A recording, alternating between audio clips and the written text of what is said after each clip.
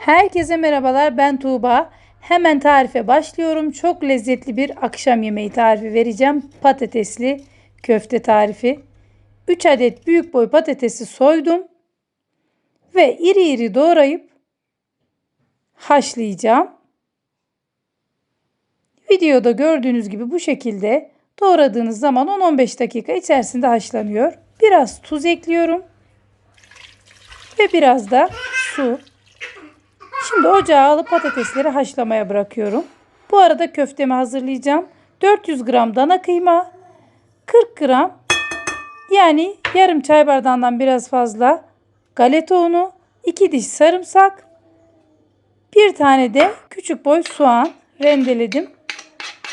Biraz da ince ince kıydığım maydanoz, tuz ekliyorum. Kırmızı pul biber, karabiber, kimyon ve kekik ekliyorum. Yarım çay kaşığı da karbonat ekledim ve köftemi yoğurmaya başladım. Şimdi köftemin üzerine böyle 3-4 yemek kaşığı kadar da sıvı yağ gezdirdim. Yağ da biraz yoğurduktan sonra köftelerimi hazırlıyorum.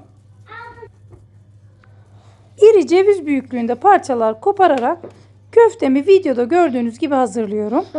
Tam 15 adet köfte hazırlayacağım.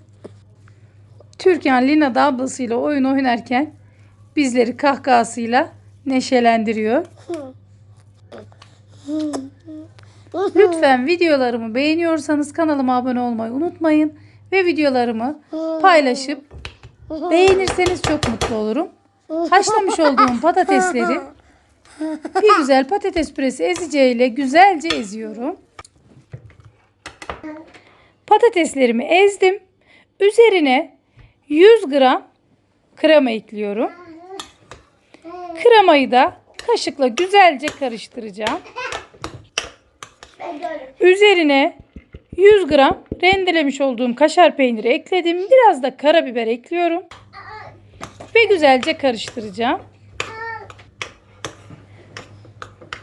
Patatesimi hazırladım. Bolca yağlamış olduğum dikdörtgen borcamıma bu şekilde patatesi yayacağım.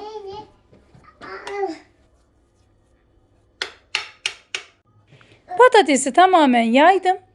Ben de böyle ucu şekilli bir spatula var. Onunla üzerini bu şekilde çizikler atacağım. Siz de eğer yoksa çatal da kullanabilirsiniz.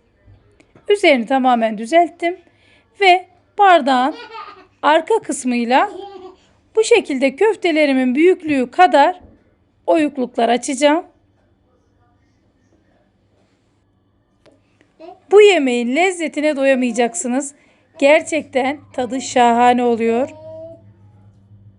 Denemenizi ısrarla tavsiye ettiğim tariflerden bir tanesi daha. Köftelerimi bu şekilde oyukluklara yerleştiriyorum. Bu arada şu köfteyi eğri koymuşum. Onu böyle videoda düzeltesim geliyor, inanın.